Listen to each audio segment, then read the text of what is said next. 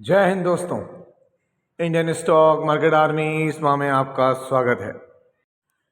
दोस्तों, जैसा कि आप थंबनेल पर देख चुके हो, 2 दिन के अंदर, जी हाँ, 17 लाख करोड़ रुपए इन्वेस्टर्स के साफ हो गए। कहने का मतलब मार्केट की जो गिरावट चल रही है, इस बिकवाली के अंदर 17 से 18 लाख करोड़ रुपए का घाटा हुआ है इन्वेस्टर्स को। यहाँ पर क्या और भी बड़ी गिरावट हो सकती है? दोस्तों, यहाँ पर इन शेयर्स में धज्जियाँ उड़ते हुए नजर आई है, जबरदस्त बिकवाली होती हुई नजर आई है। इन्वेस्टर्स ने इन शेयर को ताबड़तोड़ तरीके से बेचा है। बहुत सारे अलग अलग कारण हैं जिस पे मैं पहले भी वीडियो कवर कर चुका हूँ, लेकिन फिर भी आज हम कवर कर रहे हैं यहाँ अलग अलग तरह की चीज़ों को। तो उम्मीद करूँगा वीडियो में अंत तक बने रहेंगे। बट ध्यान रखें, ये वीडियो एजुकेशनल पर्पज़ के लिए बनाया गया फाइनेंशियल अवेयरनेस के लिए वीडियो है, जो कि आपके लर्निंग में आपको हेल्प कर सकता है। तो दोस्तों, यहाँ पर अगर आप देखेंगे तो निफ्टी 50 क्या देखने को मिल रहा है आपको। आज हम हर एक बात पर डिटेल में बात करेंगे कि भाई क्या आपके पोर्टफोलियो में गिरावट हो रही है या किसी और के नहीं हो रही है, आपके हो रही है, तो वो बात नहीं है। आज के दिन आप देखें तो यहाँ पर 338 पॉइंट की गिरावट है, जो कि एक वक्त में करीब करीब 390 पॉइंट भी पहुँच चुकी थी दोस्तों। और अभी भी 10 से 15 मिनट बाकी हैं यहाँ पर इसमें मार्केट को क्लोज होने में। आप देख सकते हैं एक रिकवरी आई थी सुबह, जहाँ पर 23,333 के लेवल पर पहुंचा था स्टॉक शेयर मार्केट। तो आप इससे अंदाजा लगाएं कि 100-150 पॉइंट रिकवरी हुई थी। लास्ट 5 डे में देखें तो यहाँ 666 पॉइंट की ज़बरदस्त गिरावट निफ्टी में देखने को मिली है। और 1 मंथ में 6.75, और 6 मंथ में अगर आप देखेंगे तो अपने टॉप से 12% करेक्ट हो चुका है निफ्टी 50। दोस्तों, क्या ये पहली बार हो रहा है? तो मैं आपको दिखा दूं यहाँ 5 साल के चार्ट पैटर्न पे कि इसमें गिरावट पहले भी हुई है, ऐसा नहीं कि नहीं। ये वो समय है जहाँ पर गिरावट देखने को मिली थी। 14-15% गिरा था अक्टूबर 2021 से लेकर तो 2022 के बीच में। तो क्या उतनी गिरावट अभी नहीं हुई है? नहीं हुई है। तब आप समझे कि 14-15% जब यहाँ करेक्ट हुआ था तो आगे भी करेक्ट हो सकता है। मैक्सिमम चार्ट पैटर्न पर आप देखेंगे, ये जो कोरोना वाला टाइम है, कितनी बड़ी गिरावट थी दोस्तों। यहाँ पर बहुत बड़ी गिरावट थी, 8,000 पर पहुँच गया था निफ्टी।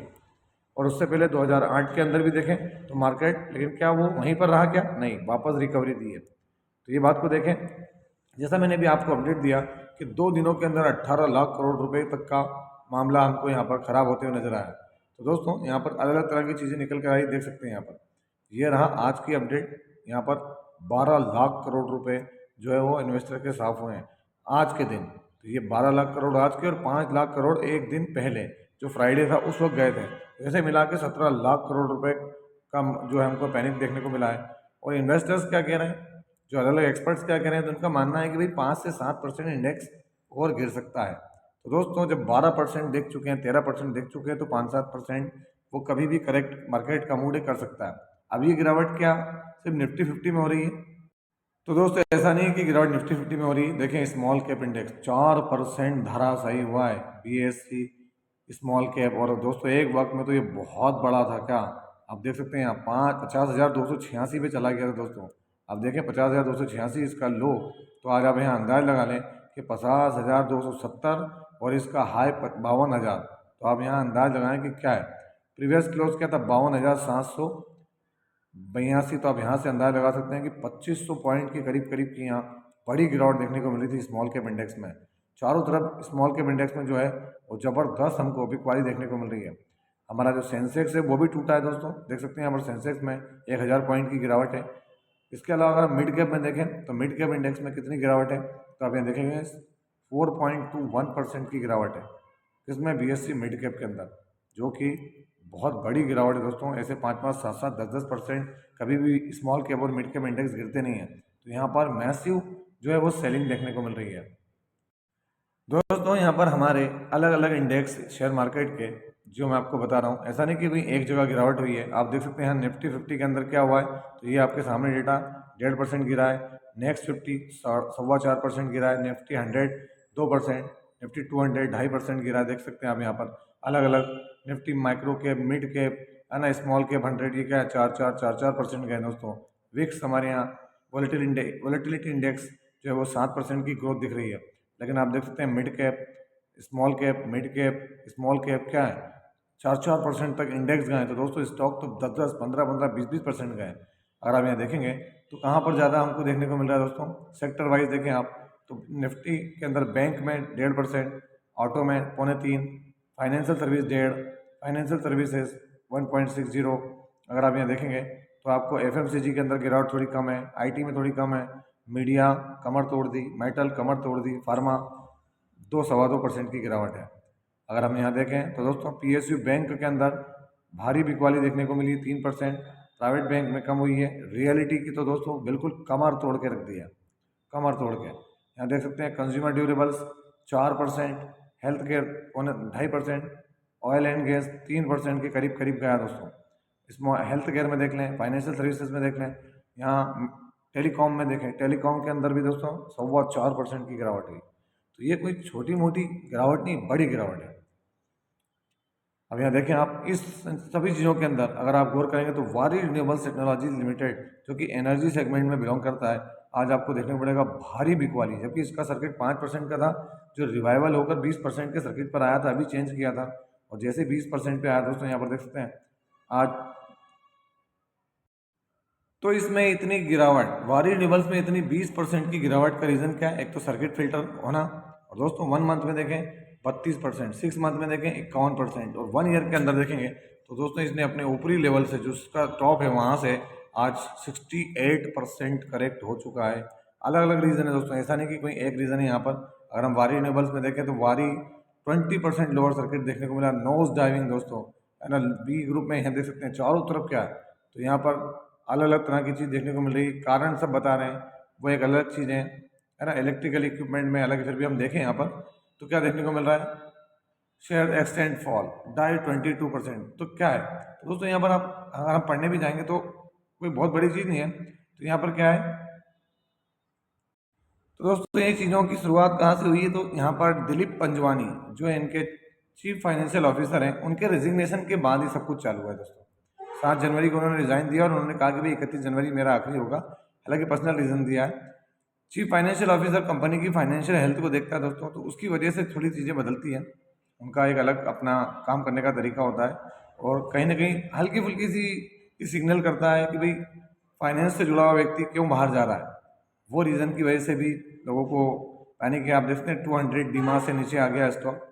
तो अब आगे आने वाले दिनों में देखते हैं। हालांकि अगर आप यहाँ देखेंगे तो प्रमोटर के पास 74% की होल्डिंग है, जो इस बात की तरफ बताती है कि अभी कुछ भी ऐसा हमको नज़र नहीं आ रहा है प्रमोटर की तरफ से।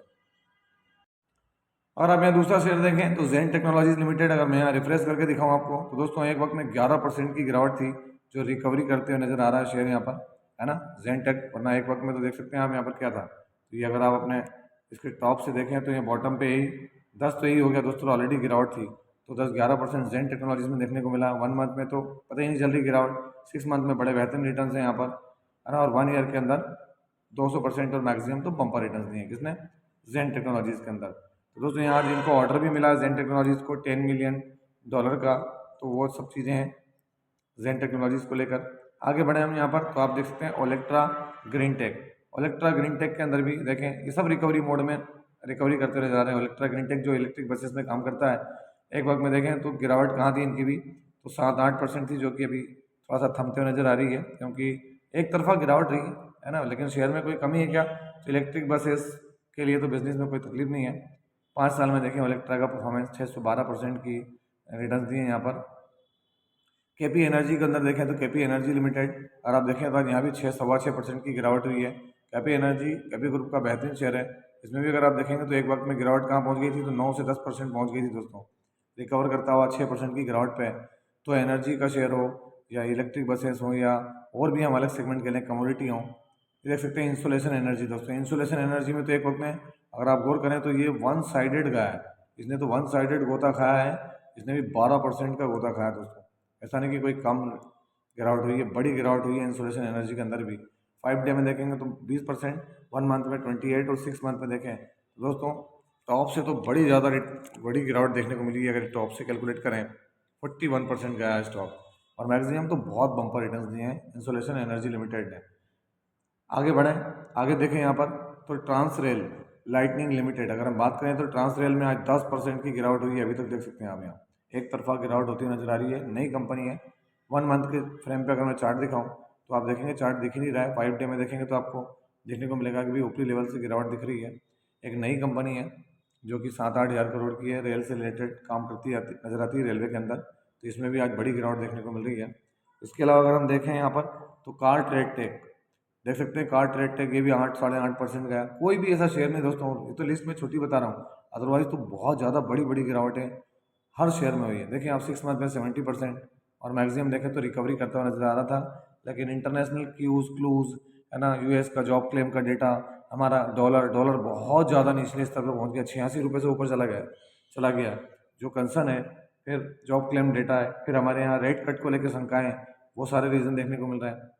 बोन दादा इंजीनियरिंग अगर आप देखेंगे तो बोन दादा इंजीनियरिंग में क्या देखने को मिला, तो एक वक्त में तो लोअर सर्किट लगा था, अभी लोअर सर्किट हल्का सा लोअर सर्किट भी ट्रेड कर रहा है। देख सकते हैं आप यहाँ 9.76% की बिकवाली के साथ कारोबार कर रहा है कौन, बोन दादा इंजीनियरिंग।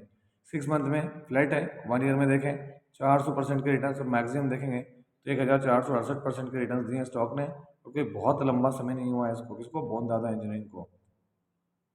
और आखिरी शेयर बात करें तो आप देख सकते हैं रेलवे का किंग, जबरदस्त किंग, ऐसा नहीं कि कोई छोटा मोटा, रेल विकास निगम लिमिटेड 8.53% की गिरावट है। तो ये गिरावट कोई छोटी मोटी है क्या, बड़ी गिरावट है दोस्तों। यहाँ 1 मंथ में देखें तो 22%, 6 मंथ में 42, और 1 ईयर के अंदर आपको समझ जाएंगे कि अपने ऊपरी लेवल से आरबीएनएल कितना क्रैश हुआ है। 42%। जब आरबीएनएल गया तो दोस्तों जितने भी वो शेयर, क्यों गया आरबीएनएल इतना गिरा है, तो आप देखें कि यहाँ से लेकर यहाँ तक बहुत भागे थे, बम्पर रिटर्न दिए इन्होंने।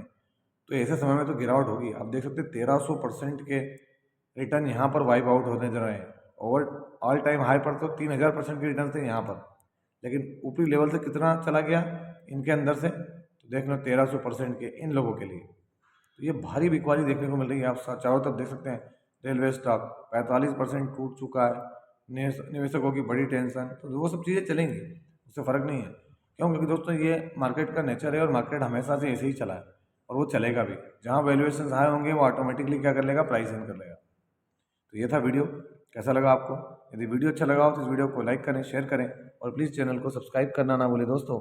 ये कोई बाइंग और सेलिंग रिकमेंडेशन नहीं है, इसलिए किसी भी स्टॉक को बाय सेल करने से पहले अपने फाइनेंशियल एडवाइजर से जरूर संपर्क करें। आपसे मिलता हूँ इसी तरह के कोई बेहतरीन वीडियो के साथ, तब तक एंजॉय योर प्रॉफिट। जय हिंद, जय भारत।